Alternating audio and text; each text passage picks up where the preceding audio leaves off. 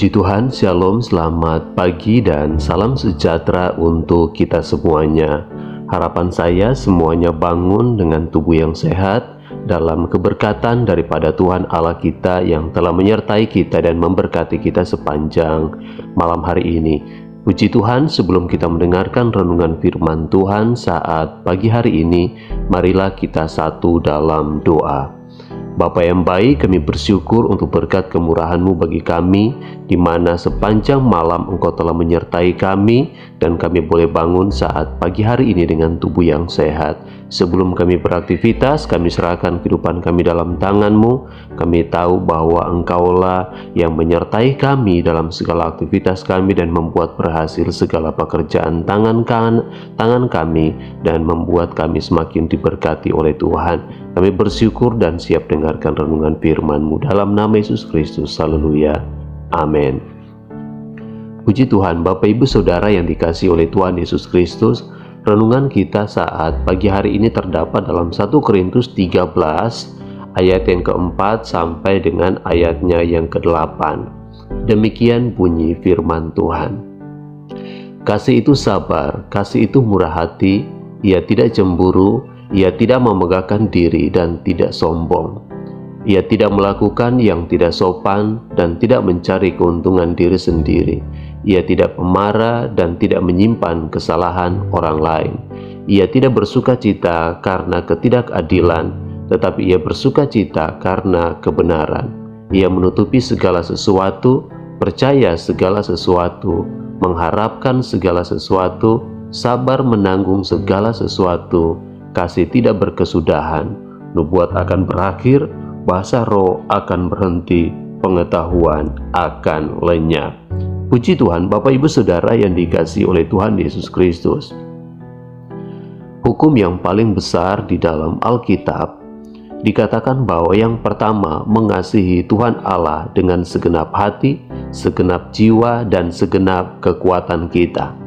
Kemudian hukum yang kedua adalah mengasihi sesama kita seperti kita mengasihi diri kita sendiri. Firman Allah datang kepada Rasul Paulus untuk disampaikan kepada jemaat yang ada di Korintus supaya mereka hidup di dalam kasih, di mana dikatakan bahwa sekalipun orang dapat berbahasa berbagai macam bahasa manusia dan bahasa malaikat, kalau dia tidak mempunyai kasih, firman Tuhan berkata bahwa ia disamakan seperti gong yang berkomandan dan canang yang bergemerincing. Sekalipun dikatakan bahwa mereka mempunyai karunia-karunia untuk bernubuat dan mengetahui segala rahasia dan memiliki seluruh pengetahuan, dan sekalipun dikatakan bahwa mereka memiliki iman yang sempurna untuk memindahkan gunung, tetapi jika mereka tidak mempunyai kasih, dikatakan bahwa itu sama sekali tidak berguna. Bahkan dikatakan sekalipun kita membagi-bagikan segala sesuatu yang ada pada kita, bahkan menyerahkan diri kita untuk dibakar, tetapi jika kita tidak mempunyai kasih, maka sedikit pun tidak ada faedahnya. Nah, firman Tuhan berkata bahwa orang yang hidup di dalam kasih, maka dia harus mempraktekkan kasih itu. Firman Tuhan berkata bahwa kasih itu murah hati, ia tidak cemburu. Yang kedua, ia tidak memegahkan diri dan tidak sombong. Ia tidak melakukan yang tidak sopan dan tidak mencari keuntungan diri sendiri. Ia tidak pemarah dan tidak menyimpan kesalahan orang lain. Ia tidak bersukacita karena ketidakadilan, tetapi ia bersukacita karena kebenaran.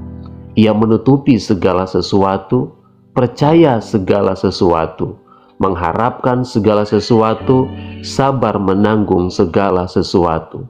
Kasih tidak berkesudahan, nubuat akan berakhir, bahasa roh akan berhenti, pengetahuan akan lenyap. Sebab pengetahuan kita dikatakan tidak lengkap dan nubuat itu tidak sempurna. Tetapi jika yang sempurna itu tiba, maka yang tidak sempurna itu akan lenyap. Rasul Paulus berkata, ketika aku kanak-kanak, aku berkata seperti kanak-kanak, aku merasa seperti kanak-kanak, aku berpikir seperti kanak-kanak. Sekarang sesudah aku menjadi dewasa, aku meninggalkan sifat kanak-kanak itu. karena sekarang kita melihat dalam cermin suatu gambaran yang samar-samar, tetapi nanti kita akan melihat muka dengan muka. Sekarang aku hanya mengenal dengan tidak sempurna, tetapi nanti aku akan mengenal dengan sempurna seperti aku sendiri dikenal.